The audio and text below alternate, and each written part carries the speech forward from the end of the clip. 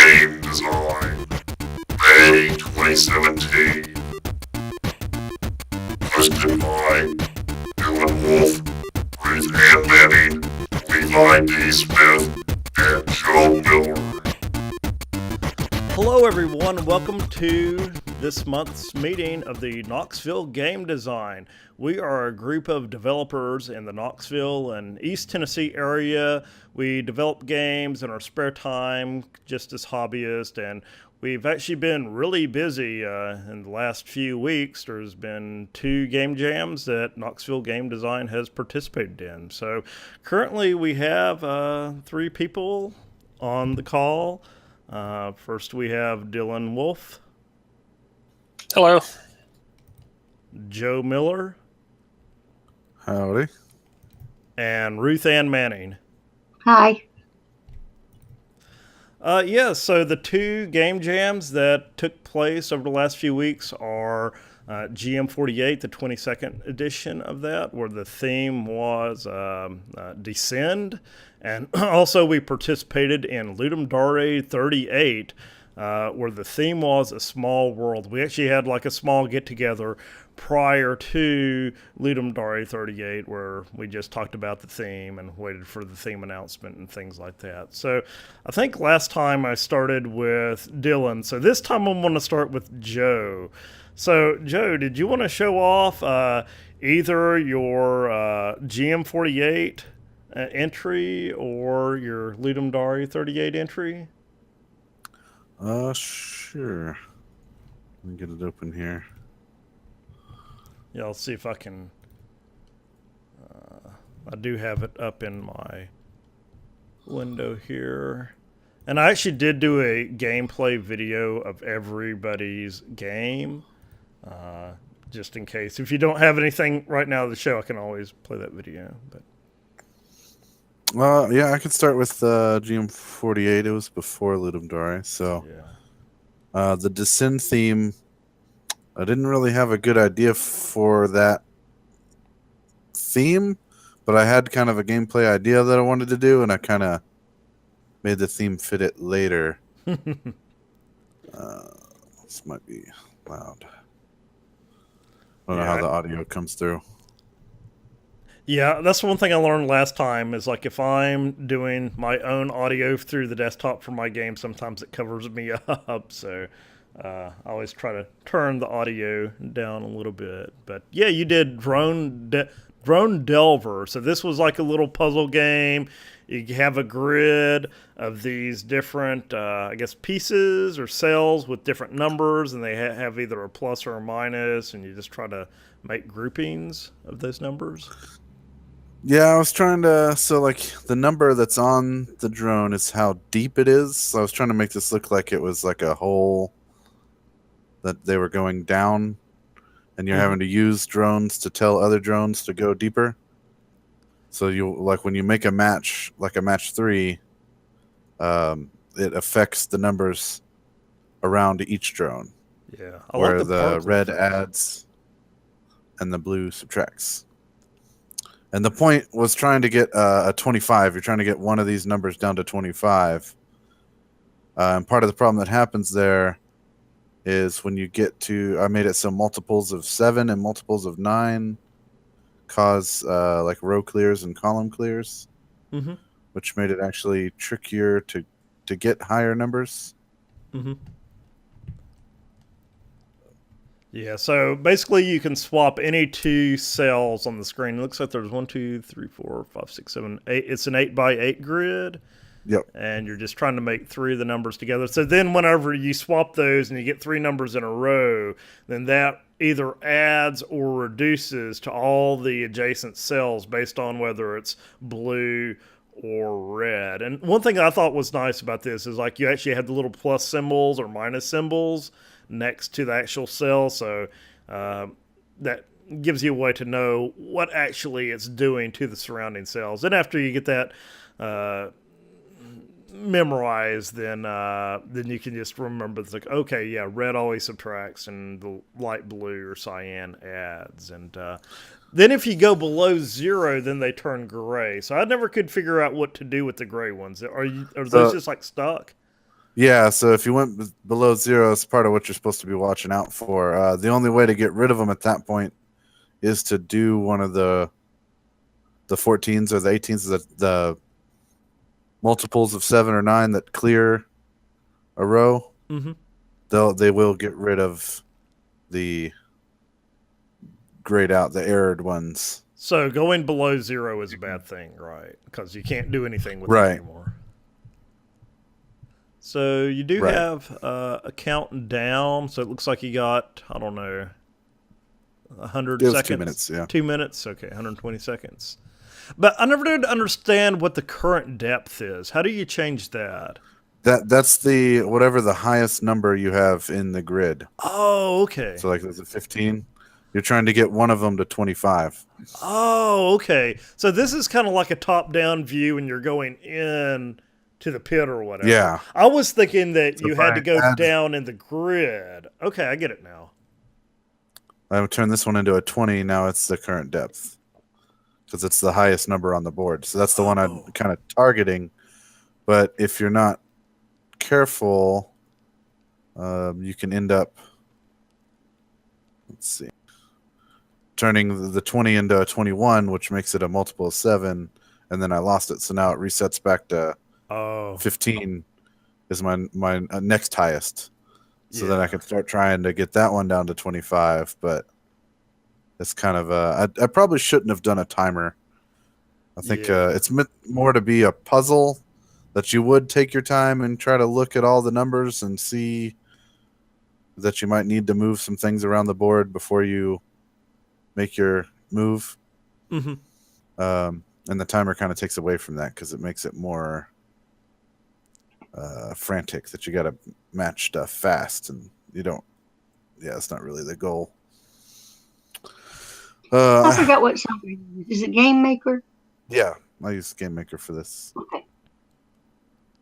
Yeah, so the GM48, it was similar to Ludum Dare. They do it 4 times a year, and I think the only requirement is that you use Game Maker, and you can either use the original Game Maker or Game Maker 2. I think I just have the original one. I haven't upgraded to Game Maker 2 yet. Yeah, I haven't either. I'm still sticking with the original. Most of my ongoing projects are already made in it, so I haven't wanted to try to make the jump on any of them yet.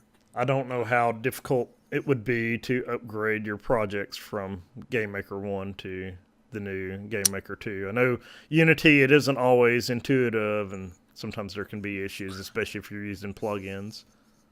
Yeah, and I know they've added more functionality, so there's some things that, like a script that I might call in Game Maker 1 that only has 2 or 3 arguments, like for a position or something, and then in Game Maker 2 they added depth as a thing you can do. So, but then all my code only has 2 arguments, so it didn't have that third argument for depth. So you have to like go through. But I've heard the importing process kind of helps with that. Like it'll call out all the issues and bring them up, and you can just go through it and take a couple hours, and it'll just say, sit there, next issue, and you fix it, next issue. And go one through by one. Yeah. Yeah. I hate it when they change APIs like that and have no way to fall back to the previous API. I mean, it's nice if they do have like a new function, still make it compatible with the old one. So if they add a new argument, just have that as default or have a default value for that third argument instead of having to go back and change all your code. But yeah. It looks pretty good there, Joe. Yeah, I played it. I rated my 10 games. So the rating system for GM48 is similar to Ludum Dare. I think they do have the requirement that you have to go out and rate 10 games, and then you get nice like feedback and graphs and everything after the rating's completed and everything. Yeah, I think it had a little bit less people this time around too. I think it was in the 70s or so. Yeah, so I looked at my rating. I didn't do so well, but I noticed like there were 53 or so games that got ratings, then like 74 overall games that were submitted. Yeah, there were quite a few disqualified, either because they didn't rate other people's games, or there was a couple that got called out for using licensed assets. Oh, which was supposed to be a no-no. yeah. So it's kind of like the compo in Yeah. Ludum Dare, no pre-existing assets. And I saw some just by the thumbnails, like, no, they didn't like create that like high definition artwork in a weekend. Yeah, and there's no separation for teams in that one, so there theoretically you could be up against a team of 7 people that made a game together instead of just solo. Yeah. I think Is if this it gets one bigger, they might. international? What was that, Ruth Ann? It is. I said, was this an international contest? This one you're talking about? There are a lot of people from Europe that participate. Okay. So 70 some is a very low number. It's a growing contest. So that was the 22nd one they had done. I think the last one had closer to 100 people, but it stays around that number. Okay. 75 to 100 people. So they do it 4 times a year. So I guess they've been doing it for about 5 years, and it just takes time for these game competitions to grow. I know Ludum Dare was like very small, then like around the 5th year, like really started taking off. But yeah, seems like it should just keep growing, hopefully. And like I think you told me, Joe, it started out just as something on Reddit, people getting together, creating games, and they built the website around it and everything. So yeah, it's just the Game Maker subreddit is where it started from. And most of the participants are active on there too. yeah, so did you want to go ahead and show off I guess we'll do this by person. Did you want to go ahead and show off your Ludum Dare 38 game? Yeah, I got that one ready. So I did Hopperbot. Great. That was the Small World theme. So I was trying to take that and think of using the worlds as the stages and be able to change the properties of the environment by the stage, which I used. I think I used gravity and friction. Friction is what I was kind of going to use as like an inertia. I think in Game Maker, in the physics terms, the thing that I turned down was linear damping. Okay. Which is not as fun to say as just friction. People understand friction. Linear damping's a little bit more mathematical. But the game here was a pretty simple idea of like an Angry Birds controls, but with a putt kind of rules, or like pool. So you have the Hopperbot, and you're trying to get it into the goal area on each stage, and you just use it like Angry Birds. You click and drag and then release, and it applies that angle and force to that. So basically you're using like a slingshot, and you got the little box there, and so the objective is to get the box into the little checkerboard goal area. Right. And then each of the stages was a planet. So I had like the Earth-like planet, the moon, an ice planet, and a fire planet, which the fire planet I was going to try to do like really high gravity, but then that ended up not working so well with the slingshot launcher. You couldn't get it going anywhere to do anything, so I went for having a really high friction so that like when the bot hits things, it just stops. I like it So how it's you still have on the level select screen like the gravity and the friction statistics right there, so you kind of know what you're getting into before you start the game. Yeah, and I made 3 stages for each planet style, which was felt kind of ambitious for me. This is the first Ludum Dare or Game Jam game that I actually tried to make stages for. Oh, okay. So I wasn't sure how much time to devote to making stages versus trying to make more mechanics for the stages. Yeah, And that's something you always have to take into consideration, because, if people are having to play 20 games, they're probably going to spend at most 5 minutes on each game. So if you make like 50 stages, then probably nobody's going to play them all, unless they're very tiny stages. Yeah. I did go through on each stage and make a method for having a trick shot, which was with this little gem. If you're able to hit that and get a hole-in-one at the same time, then it counted as a trick shot. Yeah, I noticed that because the little gem disappears after your first shot. Yeah, so it's meant to be kind of like as a way to do the stage. Oh, that was a close one. Okay. And I noticed you only have to like touch the goal area with the hopper bot. You don't have to like Yeah, make it it can actually fall stay back in out. there. So it's kind of touchy on that one. I think I would, if I come back to this and develop it more, I'll probably do something that actually does like a timer to make sure it stays in there. Mm-hmm. Yeah, I know there's only so But- much you can do in 48 hours. I like the ice effects in this stage, and you also have like each stage is themed. So for the ice stage here, you have like the icy cubes and everything, and it looks like the little hopper bot there slides a lot more because you have that dampening. I don't know if that's dampening turned up or turned down. I guess turned down, right? That's turned down, yeah. Yeah. But I think I called it friction. Was Friction. 25%, yeah, of what this one was supposed to be the Earth-like planet where everything kind of sets the baseline Yeah. for how much force it takes to launch and what kind of get used to the controls. Yeah, I have a lot more ideas for this one that I could develop for. I'd probably get out of the small world theme that I used for Ludum Dare and just take it more traditional, like a putt-putt course kind of thing, and just have it all. I liked how you took I wanted to do the mechanics of Angry Bird, something people are already familiar with. So it took me a little while. I was like, what am I doing here? But then once I figured out I could actually click on the box and slingshot it, it's like, oh, okay, I know. I'm familiar with this. And then just took that concept and put it in another scenario where it's similar to putt-putt or golf.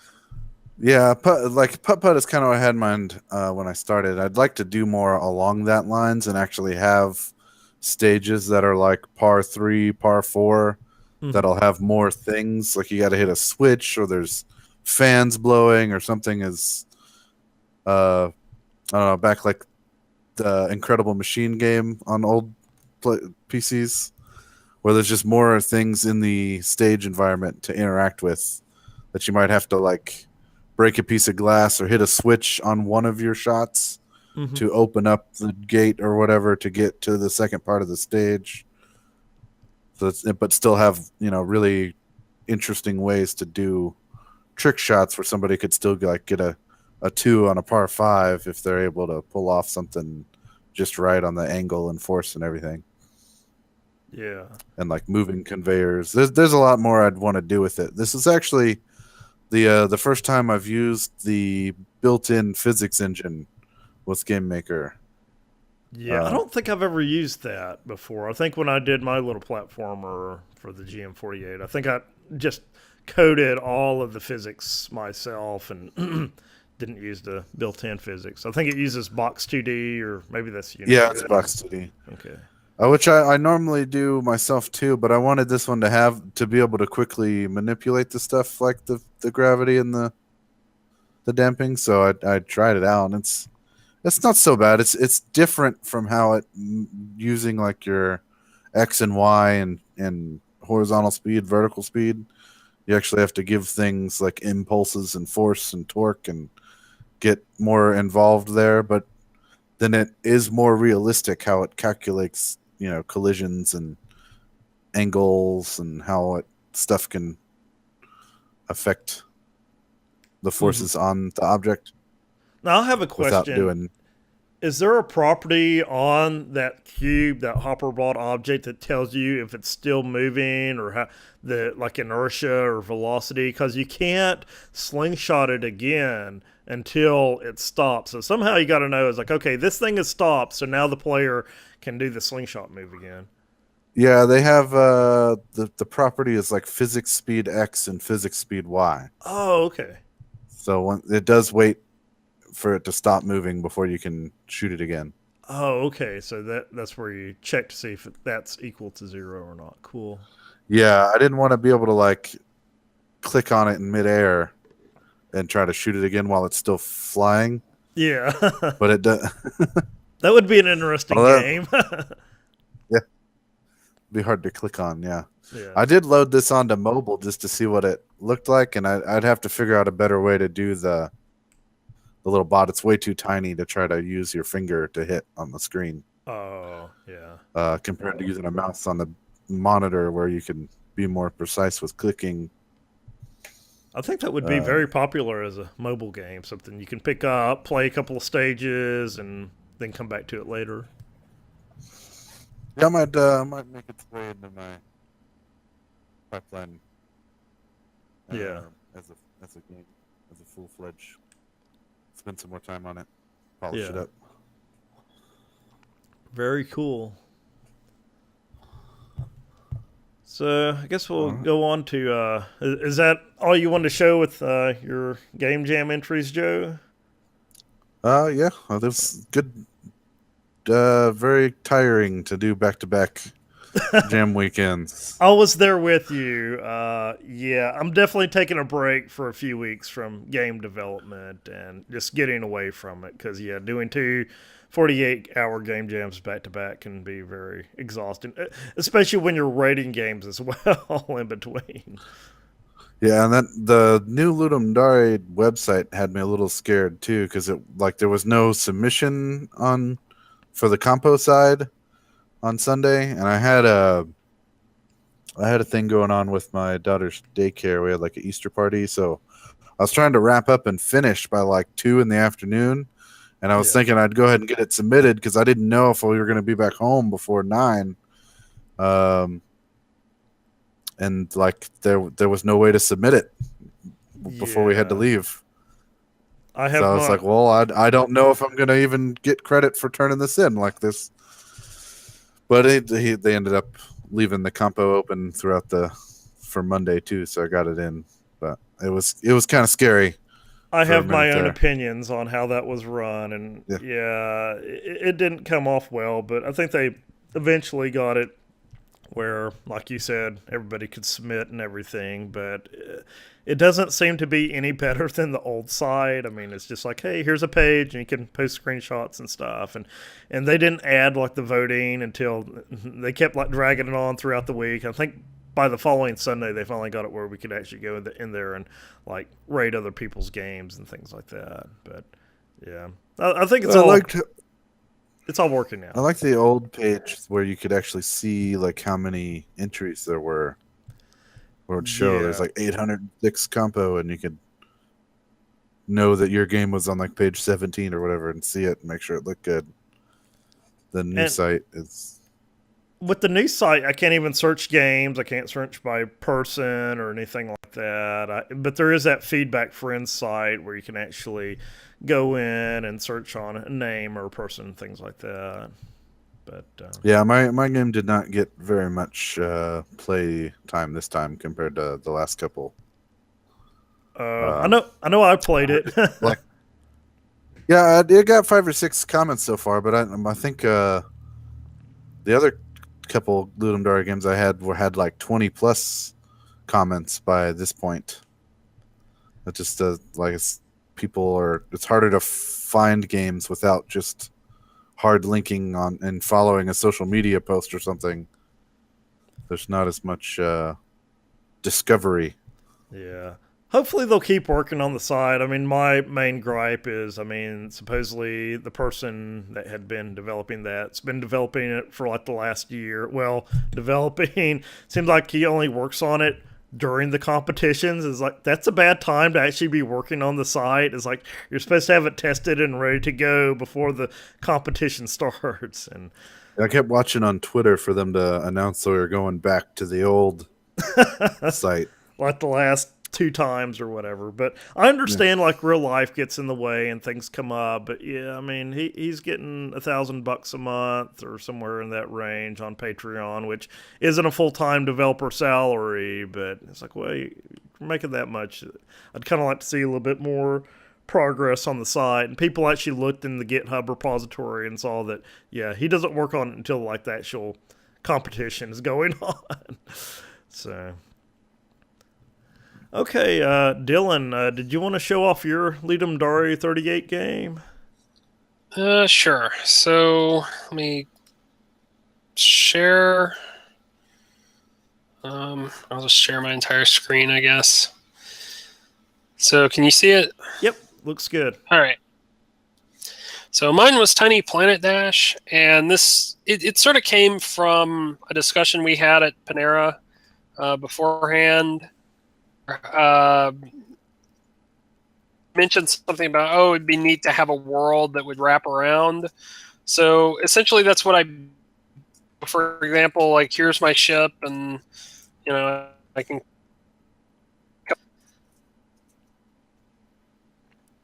You're cut out a little bit there.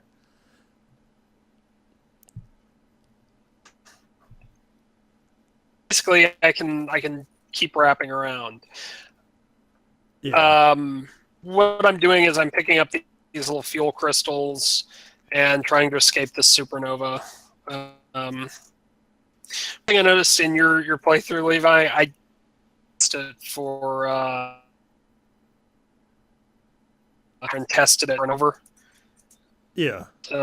This is not a friendly game to just pick up. Oh, I know in my comments I put it reminded me a little bit of Blaster Master for the NES, where you're riding around in your ship, then you can get out, explore, and get back in your ship and go to other planets. I feel because if the supernova, it will, because it's constantly increasing in speed, or you run out of fuel, you will over. And one of the things I should have put in was a reset button. Mm-hmm. So much going on. Like, I'm actually doing this all in a single scene. It's back and forth. Everything is randomly generated. So long to figure out how to make the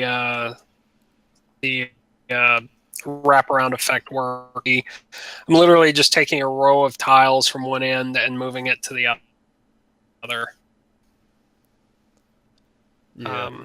So the overall objective is to get as far away from the supernova as possible, right? Yeah, there's not like an end game. I didn't put anything into it because I was still kind of tweaking the difficulty. Like, there does seem to be a maximum amount you can get away. Well, actually, past a certain point, you won't have any new planets getting generated because they all generate at the beginning. So. Oh, okay. Yeah. I like the flame on the ship. That effect worked really well. Most of Ace Sprite, I was really happy with the way they turned out. A lot of it was just figuring out where to spend my time doing that sort of thing and where to just kind of throw up something simple. But, yeah, looks cool. So basically, you're running away from the supernova, and if you don't land on the planets and collect more crystals, you're going to run out of fuel. Then the supernova will just consume your ship, and then it's game over at that point. And of course, if you lose, which is interesting because these two scenes are going on simultaneously. You can actually watch, the supernova expanding in as I'm running around here on the planet, and I can die. Yeah, I do like the little HUD view, the little navigation map, so you can actually see, like you're saying, see the entire universe, and you see the supernova expanding right there. So if it gets too big and it's starting to consume the planet that you're on, it's like, uh-oh, I better get off this planet as soon as possible and keep moving. Yeah. This, I've played with multiple cameras in Unity before, but split screen, but this was a little bit more of a challenge because all this stuff exists in the same Actually, you can't see because I'm zoomed out to the UI. You can see all this stuff back there just on different layers. Mhm. So they're targeting different cameras. Oh, okay. Because I was thinking it was two different scenes that you had merged in together, but you have it all in one scene at the same time. Did that? Like I split them in and tried the load scene additive, but at some point I just realized like you're gonna have both pieces. You might as well just load them up to begin with.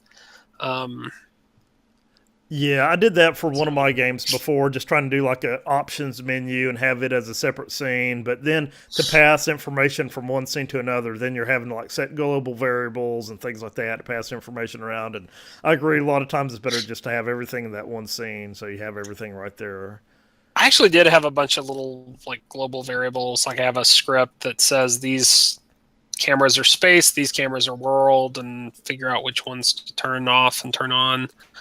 Like I think one of the things I'm most proud of though is you can technically go back and revisit the same planet and it should stay exactly the way it was when you leave it, because it's saving that, and it took me so long to figure out how to do the offsets. Say, okay, well I've walked, I've essentially rotated the world twice or 3 times or whatever in one direction. How do I actually figure out where everything was? How do the tiles map up? Yeah. So Yeah, it's very cool. I like all the randomly generated worlds, and I could see how you can take this further. Now, yeah. I know when I was playing, like you can press one of the buttons to shoot your gun. I didn't see any enemies or anything. Was there any other purpose to the gun, or is that just something that you just didn't have time to finish? I initially thought about enemies. If I can find one, there were these little like line with the gun. I can find a planet. Oh yeah, like this one. Like I can, and it will. The trick is if you shoot the gun, it will also consume some. And if you use your jetpack to get over water, it will also. Oh. So the idea was everything was tied to that fuel gauge, and I actually played around with putting it, and if they hit you, would also take some of your fuel, kind of like summer. Mm-hmm. But that was just I could shoot. Yeah, I noticed just getting. Your mic is cutting out a little bit. Sorry. I think it only happens whenever you got the game running. I think it might be a load on your system there. Oh yeah, it wouldn't surprise me. This is not like a really high-end game or a high-end PC. Yeah. But pretty much it. Oh, okay. Looks very cool. All right. Well, Ruth Ann, you didn't have anything to show off this month. I know you've been working on a little app or something. Anything you want to share? Yeah, I should have had some graphics that I could show you, but I'll kind of tell you what it does. Cool. You want me to tell you just verbally sort of what the app does? Or Yeah, that'd be cool. Okay. The app was motivated because my grandchildren always lived many, many states away, and their parents never took time to let me do video calls, except, like birthday, Christmas or something. So the app originally was to let the children, talk to me whenever they wanted to. So now I have it divided into 6 parts for 6 things that can be done for the children. They can click on something that would do a hangout with me. They can click on something that I don't even know how to do yet, which would have a whiteboard where I could help them do their homework. We'd both be writing on the same thing. And the third thing, another thing would be that I could teach them stuff. So that one was called Learn. And one that I could play with them. And in my case, I'd make little video games for them to play with. And I already have it to where it can capture video or pictures from their device and send it to like Google Drive or something now, and then the grandparent could download it. Now the purpose is to combine the concept of old people like me. Well, I didn't really miss the digital divide, but people my age, most of them did. So they don't know how to use computers. So with their app, I call it Tutor Meemaw. Tutor Meemaw? I'm Meemaw, yeah. That's Tutor what my Meemaw? grandchildren call That's me. cool. But Tutor Meemaw, the other one is Call Meemaw. I call that one. But the app for the grandparents, the old people, has an option for tutorials. So they can say, oh, okay, I want to learn how to do Minecraft so I can play with my little grandchildren. You have a tutorial on that. The other neat thing is that they can make videos that the kids might not even be interested in now.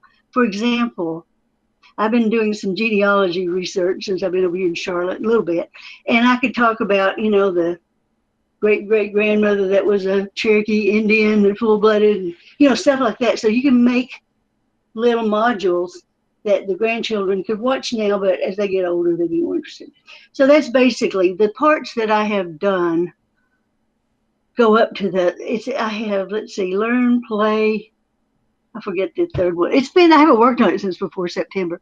There are 3 easy ones to do, and then Hangout is easy, but the next 2 are difficult. And one of them, my son says the software doesn't even exist yet. And that's the one where we could be working on a shared whiteboard. Oh, that's so anyway, awesome. That's where I am. It's way over my head, but John, my son, says that's what I like to do. So yeah, definitely. But now I'm in email mode, so I don't know when I'll ever get back to working on it. Yeah, that's a problem we all have, is finding time to do software development. But when John moves here, my son, in July, I think I told you earlier, the whole 3rd floor will be mine, and he's going to have a software business on the side. He's an MD, but he'll have a software business on the side. And he wants to learn Unity, and so I can see us both kind of doing that together. So possibly I might get back into doing something technical, but I can't promise.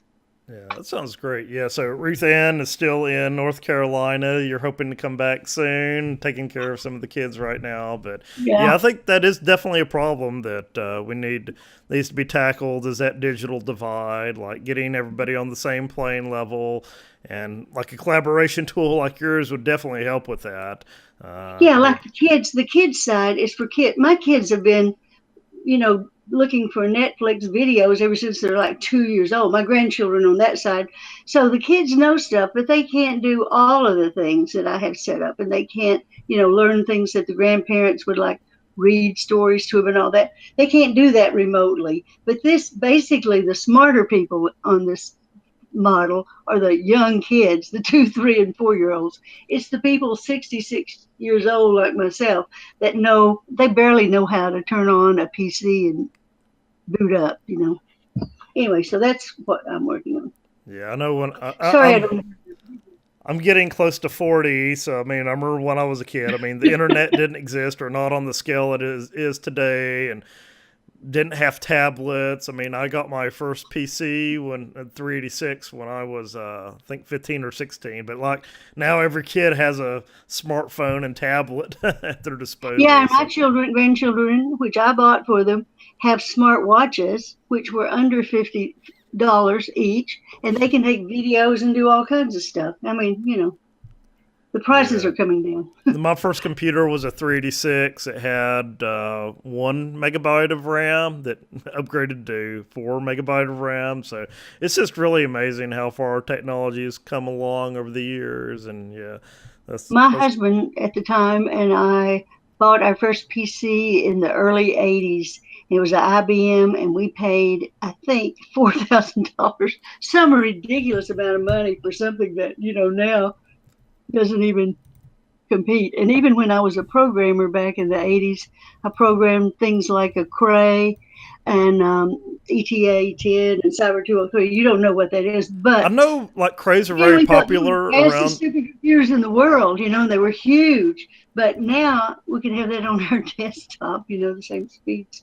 I know crays are very popular, especially around here in the Oak Ridge area at the lab and everything. They use that for the supercomputers, I believe. They either develop it or do the operating systems, things like that. I'm not. Yeah, but they've moved way beyond, the speeds now. Intel, Paragon, now everything gets faster and faster.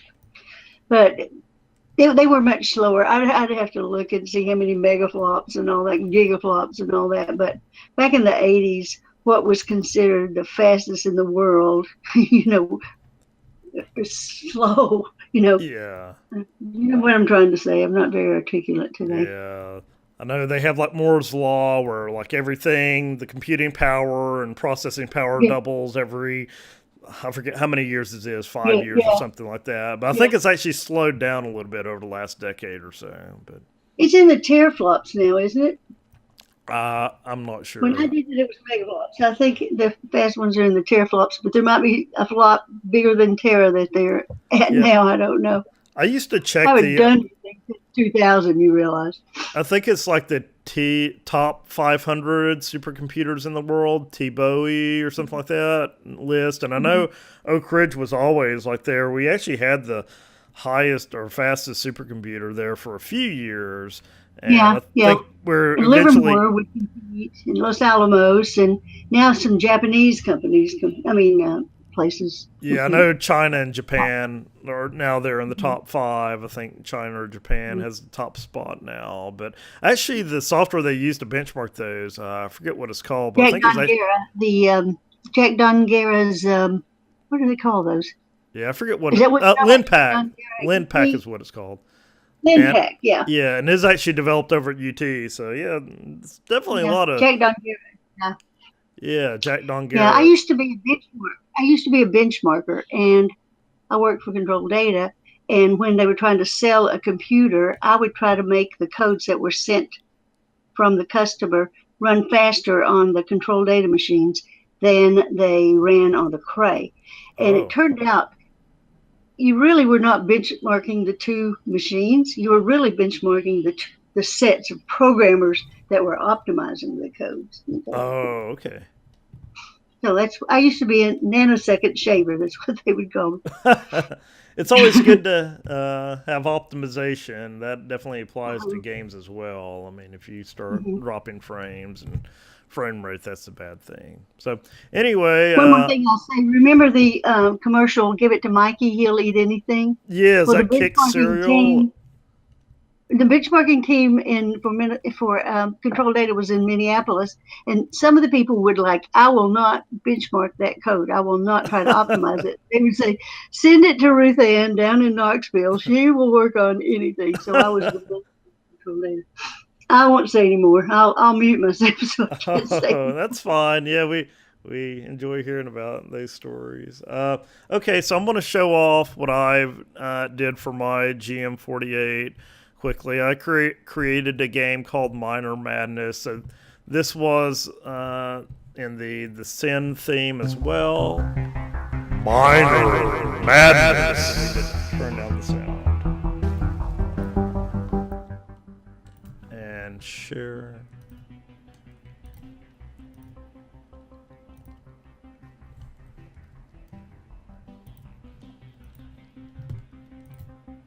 Okay, I think that's working there. Okay, so yeah, you just basically play this little guy, and I actually made a little bit of an improvement to this. You basically go around and collect the gems. In the post-compo version, I improved the collision detection because GameMaker has this weird thing where you can actually get stuck in some of the walls and ceiling blocks if you don't do everything correctly. But basically, you have 2 types of gems. The red gems are like the little rubies. They're worth 500 points. You have the emeralds. They're worth a little bit more, 1,000 points. And basically, you just have to, avoid the little bat characters right there. I did all of the graphics in Inkscape. And the actual animations were done in Spriter, which I bought through Steam a while back. So it seems to do a really good job. Basically, with the character right there, I did a face of him, and then the body and the arms, and then I just pulled all those into Spriter, animated this guy with like 2 frames. I have 2 different animations, one for walking, and then one for one for walking and one for standing still. And then in Spriter, I can just export a sprite sheet with all the frames in animation. Then I was able to pull that into GameMaker. So it's a pretty short game. Sorry, I missed the name of the software that you said. You use Spriter? Yeah, Is that it? Spriter, Spriter. Yeah, that's how I spell it. And what about to export so you could import into the game? What was that you used? Same thing? That was also Spriter Pro. So there's a setting that you can go in there. Actually, I can show that really quickly here. Yeah, right here, Spriter Pro. And see if I have my old project up and running here. File, recent. I guess I need to go back and am I still screen sharing here? Yes. File, recent. So here's my player animation right here. So you can just basically have these different parts over here, one for the head, leg, body, and you set keyframes in here, and then you can just move these pieces around. Let's see if I can press play. So that's him just standing, and here's the walking animation right here. So basically just have 2 keyframes, 1 second long, and you just move these parts around. Okay, this can stop here. You can either rotate each of the pieces or you can translate each of the pieces. There might be a scale as well. Yeah, you can scale the pieces as well. So it's similar to any standard 3D package. You got your rotate, scale, and translate. So that's how you create that. And then there's like a file, export animation to Pinger GIF, and here's where you go in and you can export a sprite strip, which you can use to import into Unity. And the other thing that you can do is you can set the width and height, and that's one thing that I had to spend a little bit of time getting right, because sometimes it would make the sprite too big. For GameMaker, it'd make it like half the size of the screen. So you got to play around with this width and height. One of my complaints is I wish they would let me specify this in pixels instead of a percentage, because I never do know exactly what size this is supposed to be here. But yeah, Spriter Pro, that's what I used. And Inkscape was what I used for actually creating the miner guy right there, which I can show really quickly here. Sometimes it takes a little while to start Inkscape. Oh, Ruth Ann, I think you're muted there. I didn't know if you were saying something. I said I have the app Inkscape on my Macintosh, but I've never tried to really learn how to use it. Oh, yeah. It's really good for doing vector-based graphics. If you want to like make a graphic or a sprite, and you want to be able to scale it up or scale it down without losing a lot of the quality, then Inkscape will generate those SVG, scalable vector graphics file for you. But yeah, it seems to be slow here. I was going to show that off, but it'll probably eventually pop up here. The game that I developed for Ludum Dare 38 is World Fighter, the Cosmic Warrior. So we talked a little bit about this before. Oh, there's Inkscape finally popped up. So let's see if I have open recent player. Yeah, so there's an example of the player. Basically, I just duplicated the 2 arms and feet, but you got to create your sprite this way. You can't just put everything on one, because then you lose the ability to animate this guy, move the distinct pieces around. Then there's like an export ping option over here, which is a little bit quirky. You have to set a file name. You always have to remember to press export after, because if you just click export as and press save, you think it's actually exported your file after you've pressed save, but it hasn't. You got to actually do another press to export button down here as well. Okay, so let me go through and admit I wasn't ready to show off this one, but World Fighter. So this came out of our discussion at Panera Bread before the competition. I was like, oh, okay. The one theme that I thought was interesting was A Small World, and that turned out to be the actual theme, which I wasn't expecting. Okay. World Fighter. The Cosmic Oh. Warrior. So let me turn down the audio a little bit. Yeah, so basically I wanted to make a fighting game where you can like blow stuff up and attack people. So I kind of got my inspiration from Globey from Pee-wee's Playhouse. He plays like this little globe character and he can punch. And I think that was Joe's suggestion right there. Is like, oh, you should be able to use the moons to punch your enemies. So you got this character. He kind of looks like the planet Earth. He's green with eyes and face and hair. Blue, kind of like the oceans and everything. And I had originally envisioned having different planets with different properties, like having Jupiter, this big planet you got to punch multiple times, but I didn't have enough time to add all the additional planets in the game. As you can see, I used to sell Fracture plugin again for this game, so whenever you punch the enemies and they just all kind of collapse and fall apart, kind of like a crushed eggshell or something like that. So it really isn't too much to this game. You just basically go through, you attack all the different enemies, and try not to die yourself.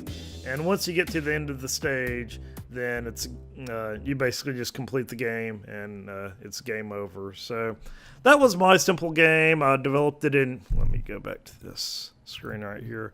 I developed it in Unity using Blender, and I didn't use BFXR this time. I did all the sound effects myself. I used GarageBand again this time for composing the music. And I have a time-lapse video. I forgot to mention both Joe and myself, we both have time-lapse videos, which you can find on knoxgamedesign.org if you want to see like that full 2-day process compressed down into like 5 minutes or so.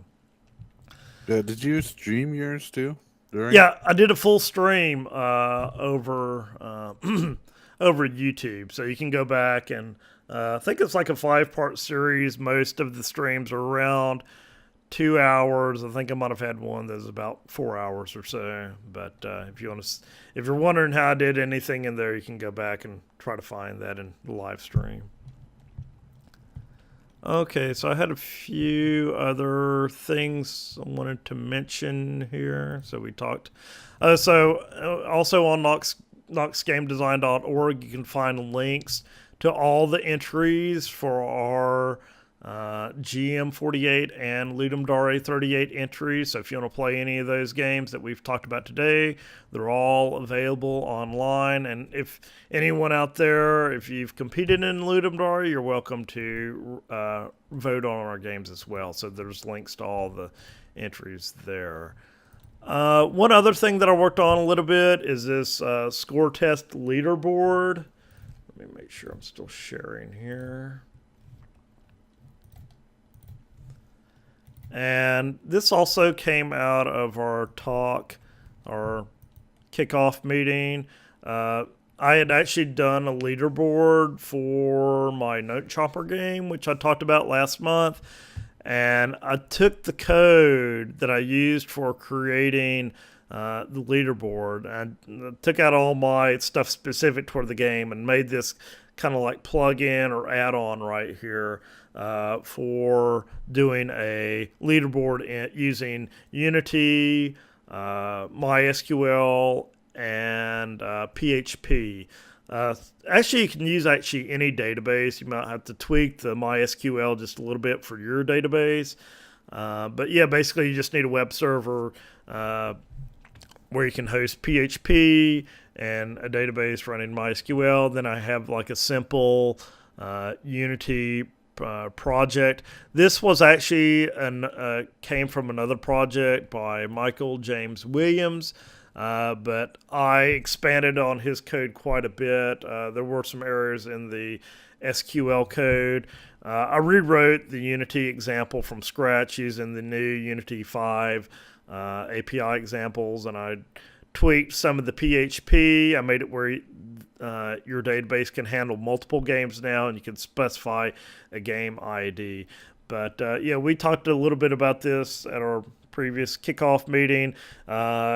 Basically, you pass using a REST command like a get or a put to the PHP file. You pass it the player ID, which I have it currently as like a text box where you type in your name, you pass it a game ID, and then you pass it the score, which is like an integer, and also an MD5 sum, which is a private key, which you have set in both the PHP file and in your Unity game. So you basically do an MD5 hash of all that, and you pass that as a parameter to the PHP file that's sitting on the server. So that verifies that it is I forget what an authentic call to the API. So not anybody can just go out and make a call to it and try to post or hack their own scores. So yeah, if anybody out there is wanting to do a leaderboard and using MySQL, PHP, and Unity, I definitely recommend checking this out. The SQL, I have all of the code right here. It's just creating two tables, game and score. The PHP, basically just 3 files, adding the score, add a new score to the leaderboard. It's got a display for top scores, the top 10 scores, and also just some connect information. You'll need to, I pulled out all the specific information for a specific installation into this one file, MySQL PHP Connect or MySQL Connect.php. So you just put in your database host, your username, password, and the database name, and that will allow your PHP to connect to your MySQL database. And yeah, and then you have the Unity files, which is just like a simple example of how to use that. Also wanted to mention that I saw Josh Ferguson and Forrest McCorkle, who used to come to our game design groups. They're posting some new stuff about Evil Quest 2. I know they've been working on this for, I don't know, a few years now, and it's been a project that's been developed ever since they released Evil Quest 1 on Steam and Xbox Live Indie Games. So apparently it sounds like they're getting close to maybe releasing this. It's kind of a Secret of Mana overworld action adventure type game, so sounds like they're coming along on that pretty well. Hopefully we can get those guys maybe on one of the future meetings to talk about what they've been doing with Evil Quest 2. And I was going to mention, Dylan, you had an article. Both Dylan and Joe are going to be at MomoCon, which I'm going to talk about a little bit. But Dylan, you had an article, which I read this weekend, about using source control with RPG Maker. Yeah, this was one of the things that when I used this for Let 'em Dare that John and I did to share files back and forth, and just in general, I like using source control to make backups. And I remembered when I actually did this, there were some problems I had. There's some things you have to do to get it working right. So what I basically wrote this article to kind of tell you how to make VXAs work or play as nice as possible with source control, but also to be kind of a general intro to source control for maybe someone who isn't that familiar. Yes, a very good article. Let's see here. So I don't want to steal the thunder from the article or anything, but I think it comes down to, from what I understand, you go out, and it's a very good introduction to source control and everything. But I think the problem, what it sounds like with RPG Maker is, if you go out and you check in your code to like Bitbucket or GitHub or whatever, and then you roll back to a previous version, it sounds like if you're running RPG Maker through Steam, then it will do its own backups. And if you roll back from your committed version, Steam will automatically overwrite with what it thinks the latest version is. So you lose that rollback. Yes, that's exactly it. And like I said, I thought, oh yeah, I needed to mention that because I did like the panel for this at MTAC, and the subject came up, and I'm like, I keep telling people you can do this, but you know, if I don't mention this, I'm gonna break something. So Yeah. yeah. I definitely think source control, I mean, that's the way to go. I mean, everyone's hard drive breaks every now and then, or it's definitely helpful with working on distributed teams.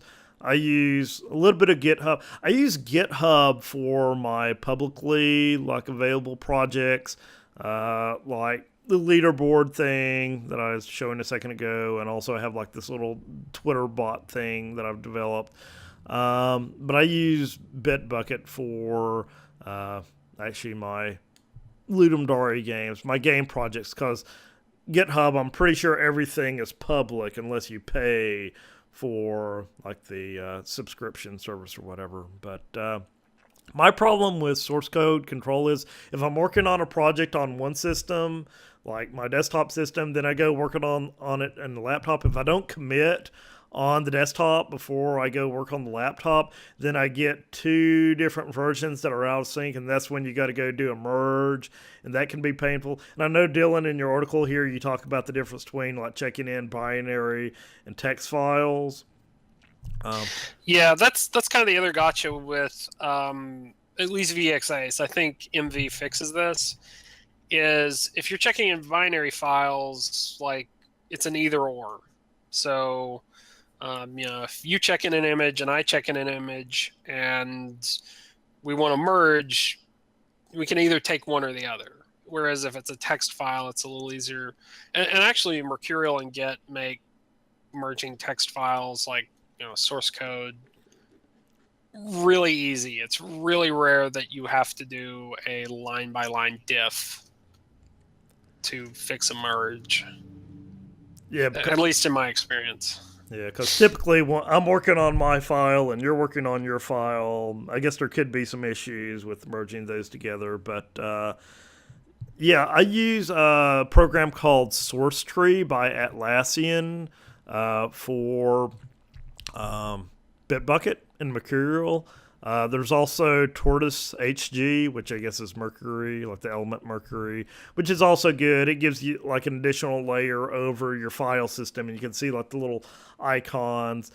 So here's SourceTree right here, so you can see all my projects here on the left side, and it will tell me which ones need to be updated, and you can just like select all your files or whatever you want to do. Oh, let's install updates. No, and then you commit. The one lesson that I learned with source control is if you commit on one system and you do another commit on another system, you try to merge them together, that isn't good enough to get your, I guess it's like rebased or something, and I'm not an expert on source control, but you're still like at this incomplete state, so you actually got to do another commit after you do a merge. So it seems like after I do that, everything starts working well. Was there anything else? So yeah, MomoCon is coming up this weekend, and both Dylan and Joe will be at MomoCon. See, Dylan, you're doing a talk on, as you just mentioned, on RPG Maker. Do you know which day that's going to be? Actually, I'm not doing the RPG Maker talk at MomoCon. I didn't submit it.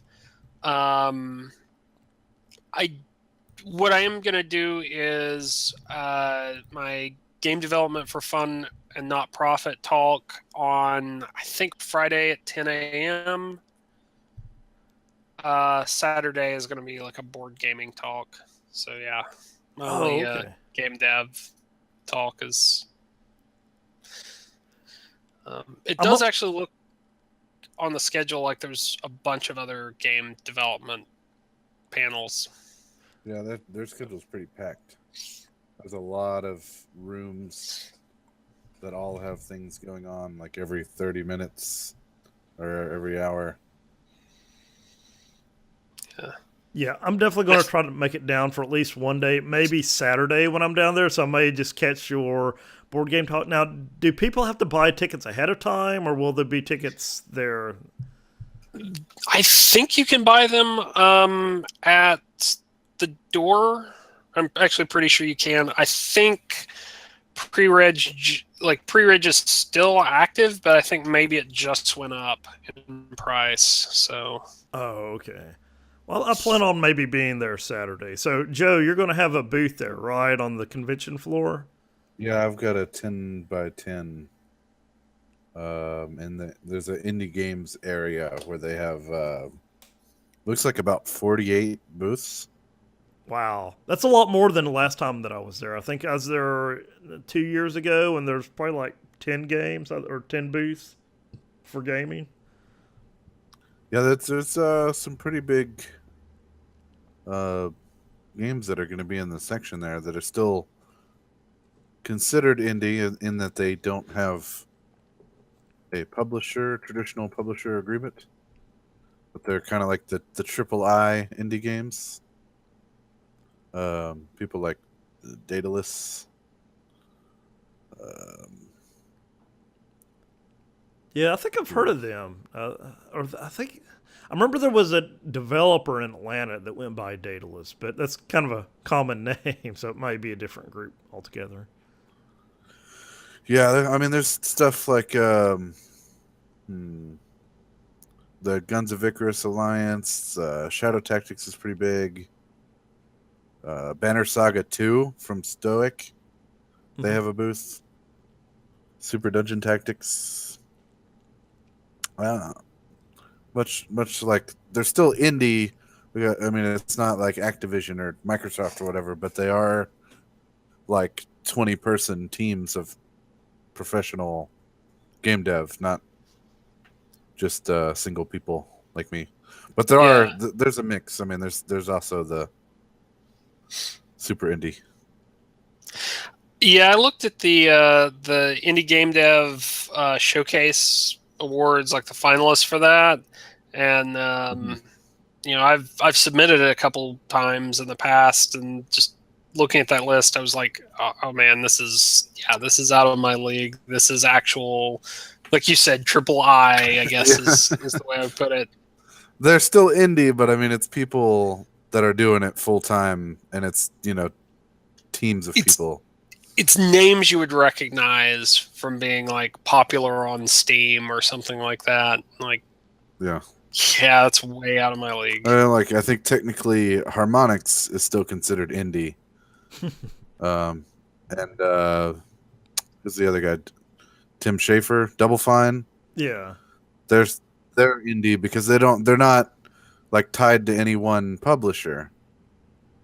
But that's kind of on the borderline of what would be considered indie today, because these are guys with millions of dollars and potentially dozens or maybe even 100 employees. I don't know.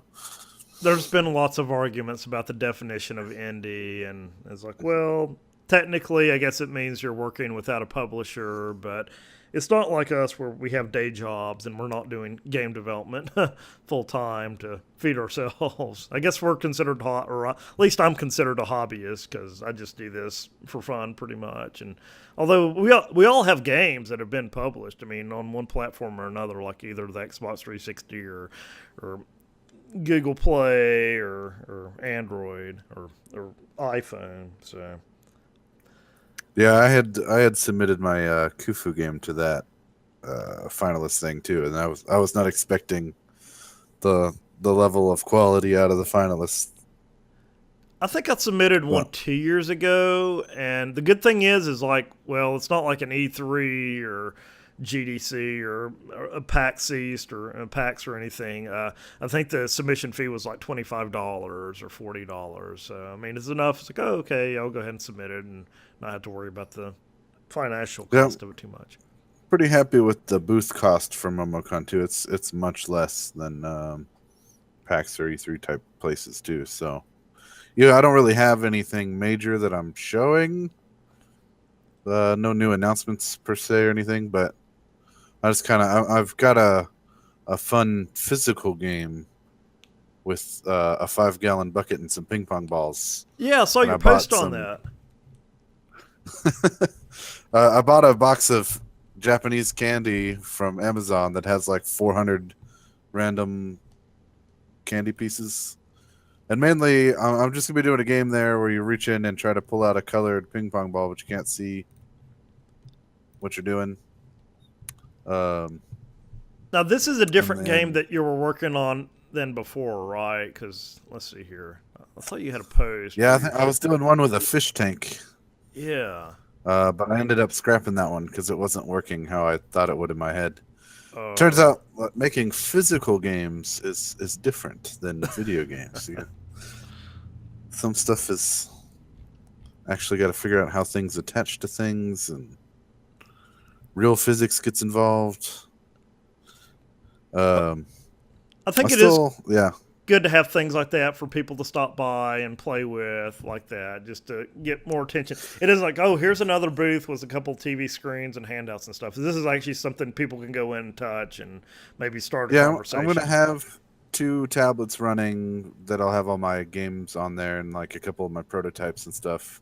And I'm gonna have a clipboard. I'm gonna be trying to gather as some mailing list stuff, and that's gonna be the primary draw. There is that's the entry fee to play the game and get free candy, is to give me your email Yeah. I know or you have follow me like on Twitter. Or yeah, you have your handouts, your little cards, and things like that. So people, I think that's the most important thing is getting something in somebody's hand where they can get in contact with you or view your site later, things like that. that's what I'm hoping for. It's Uh, just meet and greet. Jim, I was going to say when I had that DNA sequence analysis company, I used to do a lot of exhibiting, and I always gave away these little Hershey bar candies. And then sometimes I would have like some kind of a thing where they would have a number, and every 30 minutes I'd give away something. That made my booth more popular, the candy. But you have to watch the candy people. If you go take a break, some people would just come in and get one piece, but sometimes when you take a break, they'll open up the briefcase and just dump out all your. So Yeah. watch those kinds of people. Yeah, I'm sure the candy is very popular. Now, I remember when I went down there 2 years ago, like somebody was like giving away Steam keys. So I think that was also pretty neat. It's like, okay, stop by your booth, and okay, here's the key where you can go and download this game that you've played at the booth, like on your own time after. So I thought that was pretty cool. Are you planning on anything else for your booth? Are you going to have a big banner or anything like that? Yeah, I did. I bought like a 6-foot double square banner from Awesome. I think it was from Vistaprint, Cool. which it looks pretty good. I like it. I hadn't just not that expensive to make. I was kind of surprised. I didn't do the stand up sign. Like I looked at a couple of them, like Michael had got for Knox Game Those, Design. Those are a little yeah, spendy. those can be pretty expensive. I think Mike paid like 200 or something for that one, Mhm. and it seems like it was always a pain to set up and everything. But I do like Vistaprint. I have like little Levi D. Smith business cards, and those are like you can get 500 for $20. So anyone out there looking to promote your games, I definitely recommend them or any other online site. I mean, you can get business cards printed up pretty cheaply, and I have like little magnets that I can I give did away. stickers this time too from uprinting.com, which was it was like 2,000 little square stickers for $40 or so, which Yeah, is pretty good. stickers are excellent because you can give them away and people can take them and stick them on their computer or whatever, And then you got free advertising whenever somebody puts your sticker on their computer there. I also had, I got like little flyers made at Staples a couple of years ago, but I really wasn't impressed with their quality. I mean, it came out okay, but it's like, oh, you had to cut your own sides off of it and everything. They left like little white edges on it. But yeah, I think Vistaprint's really good. I think they actually have like another site where you can actually get pens, like writing pens and things like that made. But some of those things you have to like order 500 at least at $1 a pop. And it's like, Yeah, I think I spent about another $300 to get everything that I got for it. So I bought some other stuff too, like a surge protector that had USB plugs on it. I was going to take that. Tablecloth for my table. The sign, business cards, and the candy. yeah. I fear the Japanese candy is going to be a good draw because it's an anime convention, so I know it's this kind of stuff you could buy at like FYE. Yeah. But it's like the Amazon listings were like a box with like 200 pieces for like $20, and I bought like 4 of them, so I have a ton of this candy. Yeah. But I know it's going to go fast too when you start giving away people. So yeah. But we had fun with it. I had it delivered to work, and we were all like opening them up and trying different stuff because it's all in Japanese. And I don't know very much besides my hiragana and katakana, but not enough to know what candy is, like which flavor it's supposed to be. Yeah. And you look at something and think, oh, that's supposed to be like blueberry maybe, and then you bite it and it's, no, it's pizza. Like what? Oh, man. Or you think it's like going to be... This is direct from Japan, right? Yeah. Okay. It's got some of the flavored Kit Kats, which is like a big thing over there. That they have like different like ice cream flavored and all just random stuff. There's some stuff that's jellies, some are crunchy stuff, some are like hard candies, some are mints, some is gum. But you don't really know what anything is until you take a bite of it and see what it... It's like potluck there. You don't know what you're going to get. Yeah. Very cool. So yeah, I'm thinking about being there Saturday. So Joe, are you going to be there all 3 days? 4 days, yeah. 4 days. I'm driving down on Wednesday after work here. And then I think that's setup day. So I don't really know. They haven't sent any information about how setup works. Like if I can take my personal vehicle into the loading dock area somewhere. Because I am going to have a TV screen. And I was going to bring a couple stools and a bunch of stuff. It's going to be tricky to carry it all. Yeah. I know there's a parking deck like right next to the World Congress Center, but I'm sure they have like a loading dock bay, something around there. I figure I'll get down there because it's like a 3.5, 4 hour drive. I was probably just going to head straight there from here and figure out the setup thing. And then I'm actually staying with a friend that lives in Chambly. Mm-hmm. And just going to be couch surfing and going back and forth to the show from there. Cool, yeah. But I'll be in the gaming hall the whole time. Yeah. I'll definitely stop by. I'm planning on being there, I think, Saturday, maybe Sunday, but definitely Saturday. I think I've got things going on Friday. But, yeah, that'd be very cool to see both of you guys down there. Okay. Yeah, Dylan, if you need a spot to store stuff, you can come by, too. All right. I don't know that I'll have a lot to store, and we've got a room in the Omni, so we'll be nearby. Yeah. I haven't done MomoCon before, so I don't really know the area too well. I've been to the World of Coke before, which, I've physically been around that area, but I don't think I've ever been inside of this convention center. I think the World of Coke is closer to Underground Atlanta, I think, which is further down Marietta Street. But yeah. It's actually a really nice convention center. Like it's a big con, and everything's kind of on like 3 or 4 floors maybe. So, you just get there. You can stay there all day. You can walk down to CNN Center and get lunch at the food court. Yeah, it sounds like the show hall hours is pretty long, so I'm not sure how I'm going to pull that stuff off. I've got a couple people that might come help out, or at least come watch the booth and let me take a bathroom break or something here and there. Or go grab a sandwich from Jimmy John's or something. Yeah. As I remember, they have that basically like that floor more or less segmented off, and I think the dealer's room and artist alley closes, and so people can leave stuff there. If they have the indie game showcase in the same area it was last year, close that area at all, because digital gaming and analog gaming is in there, so you may have to secure some stuff, but I can't remember, and I don't know what it's going to look like this year. Yeah, hopefully my TV doesn't walk away. I can take my laptop and tablets and stuff with me, but I'd probably have to leave the TV there overnight. But it'd kind of be obvious somebody try to walk off with it. I bet they have guards. Most of the time they have guards that would be there overnight, I would think. Oh yeah, there would be people in that area all night, just in general. But it's one of those things. Don't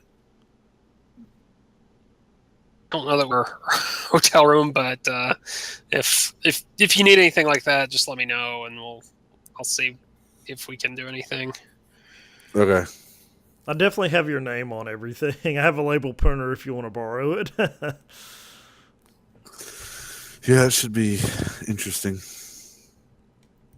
Yeah, it sounds like it'll be pretty cool there. Yeah, I definitely plan on showing up. And yeah, anyone else listening is in the Atlanta area, that's coming up May 25th through the 28th this weekend. So stop by, say hi to us. One other thing I was going to mention is, let's see here, am I still screen sharing? Share screen. Share. I was actually accepted into the new Xbox Creators Program. So the trick to this is, whenever you sign up for it, it will say, oh, are you currently working with ID at Xbox or Xbox One or something like that? And if you say yes, I actually submitted and I was accepted into the ID at Xbox, never got a game through the conceptual phase or whatever they call it. If you say yes, you're working with Microsoft, you'll get an immediate rejection, automated rejection saying, oh, this is only available for people working with Microsoft. So I resubmitted saying, okay, no, I'm not actually having anything currently in the works with Microsoft. So then I got accepted into the program. I'll admit, I haven't done anything with this yet. I think this is still the initial phases where they're rolling this out. This is the program that's supposed to be similar to Xbox Live indie games for the Xbox One. I'll admit, I haven't started up my Xbox One in probably a year. So I did deploy my Kitty's Adventure on Xbox One using the little developer tool thing that they came out with about a year ago or however long it was. So hopefully it's a similar process to that, but I'll keep you guys updated if I ever get any further along with this, with their new creator program. So that's all I had for this time. Dylan, did you have anything else you wanted to share with us? Nah, that's it. I have a question. Oh, go for it, Ruth Ann. Oh, you mentioned that you needed a PHP server. I actually have one. I have hosting. No, where is it? How did you do that? I have GoDaddy hosting. Yeah, that's what I did. Yeah, I had to have a server for the old people one because they could take a picture and then export it to, do some overlays and stuff and export it directly to Facebook. But to do that, I had to have a PHP server. I got the idea from a course I was taking. Yeah. But anyways, I just went to GoDaddy and I just set it up as a PHP server only, and it was $12 a year or something. Yeah, I think my hosting is $50 a year. That's like the economy hosting at the lowest level, and you're on a box with everyone else, or you're competing with resources. And I've noticed issues with that in the past. You've got some other people hogging the web resources, and that can slow down your site. I think the domain name, they'll give you an introductory offer of like $2.99 a year. Then after that, they jack it up to like 20 or 25 a year. I think other people have used HostGator. I've heard good things about them. Dylan, have you used HostGator? I have not. No, Oh, okay. I've typically been like doing virtual private servers.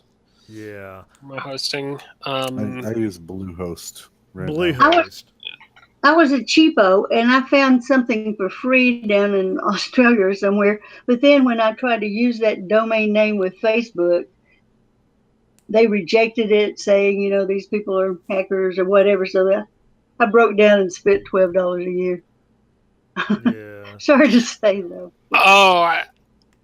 Not knowing, like I don't know exactly what that would be, but if they're like, if you didn't have your own domain name and you were just using like, hostyourname.com/your username or something like that, I could see where that would get, because you're basically working off the reputation of everyone else who has a site on that domain. Well, I'm not really that stingy. I have some other domain names, but I was just wondering, since I signed up for the cheap thing, this is a GoDaddy question, but I bet I could expand to be a fancier, I could expand to what I can do. It's monstranseive.com, but I could probably expand to do more than just PHP hosting, right? Yeah. I know with my GoDaddy hosting, you can either select like a Microsoft stack or a Linux stack. So Linux stack has like MySQL and PHP. The Microsoft stack has like IIS and ASP or something like that. So it's like an either or. You choose one or the other. But I think you... Mine's kind of a Linux thing. I guess I use cPanel, and I go in there and use a lot of Linux commands that I used to know years ago. But yeah, like Dylan was saying, I know a lot of people are moving to VPS, virtual private servers. So it's kind of like having your own box that you can log into remotely. And I looked at that. I think it's a little bit more, but it's like I don't want to do the daily maintenance on my server. I mean, I just want something set up to go. I actually, I moved a couple months ago to Amazon Lightsail, which is kind of their cloud EC2, kind of a variant of that for people who aren't necessarily sysadmins. And it's got like your, there's a couple different options, but like the Apache stack, Apache and PHP stack is something called Bitnami, which just like everything is all set up and you can just drop some things in config files. So I really like that because I don't have the inclination to learn how to do all that sort of sysadmin stuff.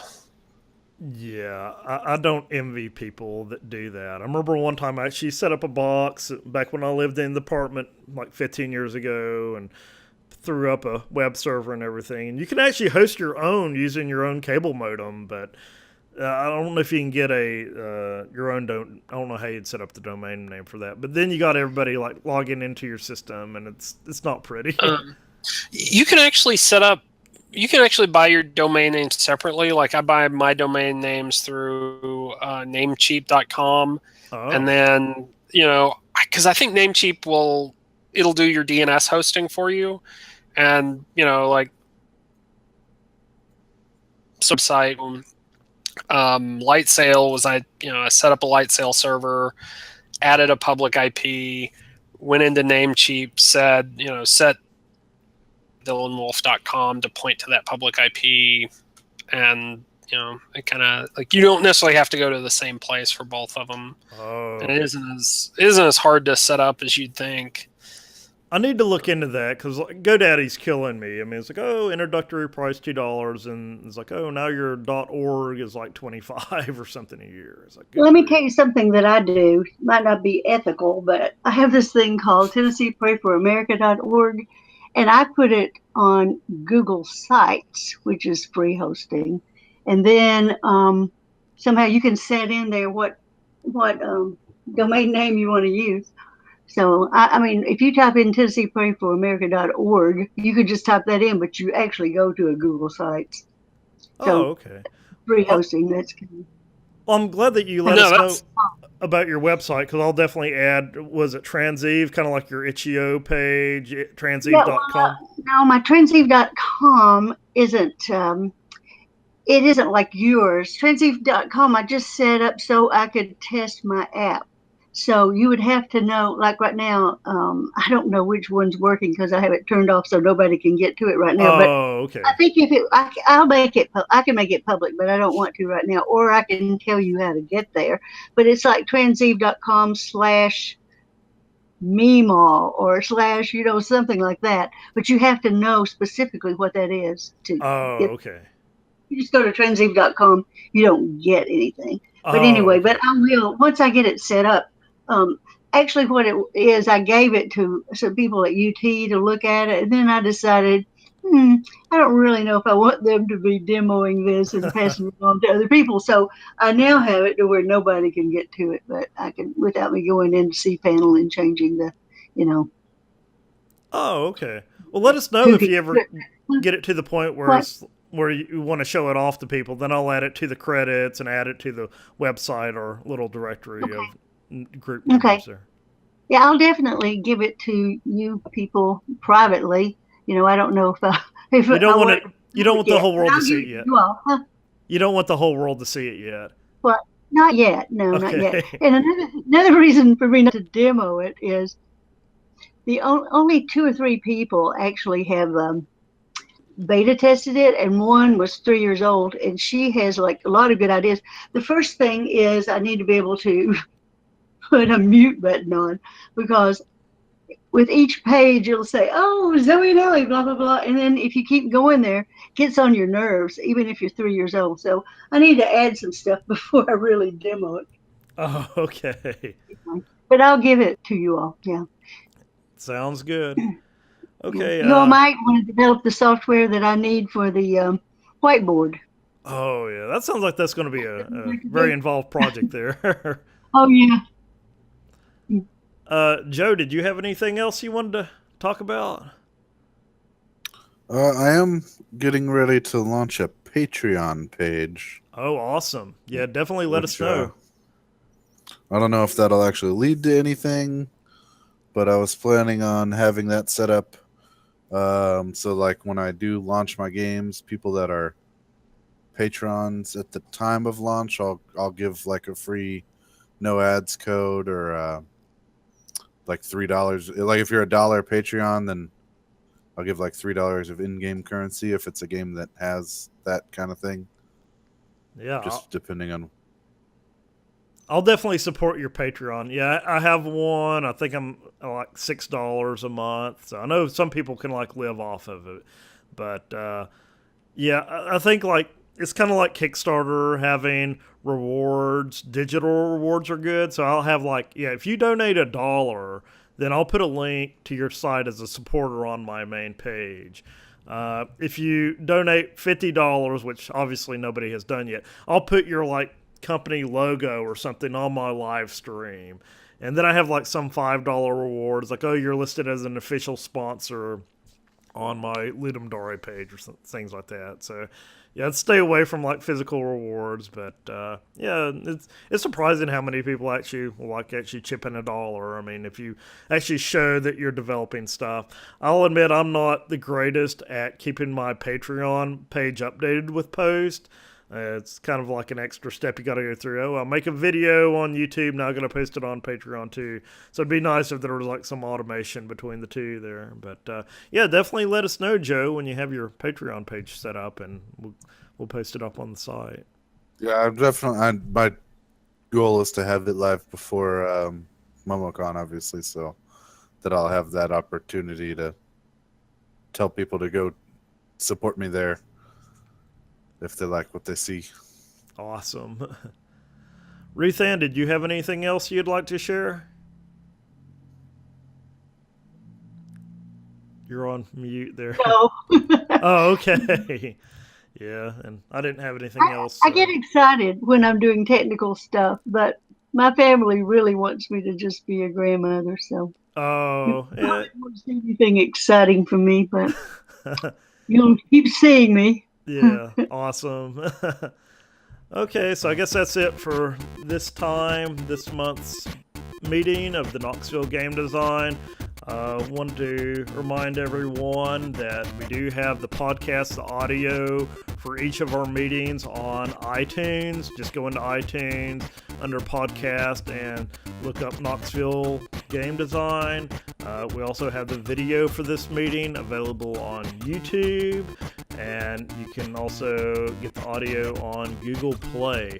And if you just want to pull the straight RSS, that's also available as well from the website. So anyway, we appreciate everyone who's listening online and watching the video, and check out MomoCon for everyone that's in the area, and we'll be back next month. Thanks everyone for listening and watching.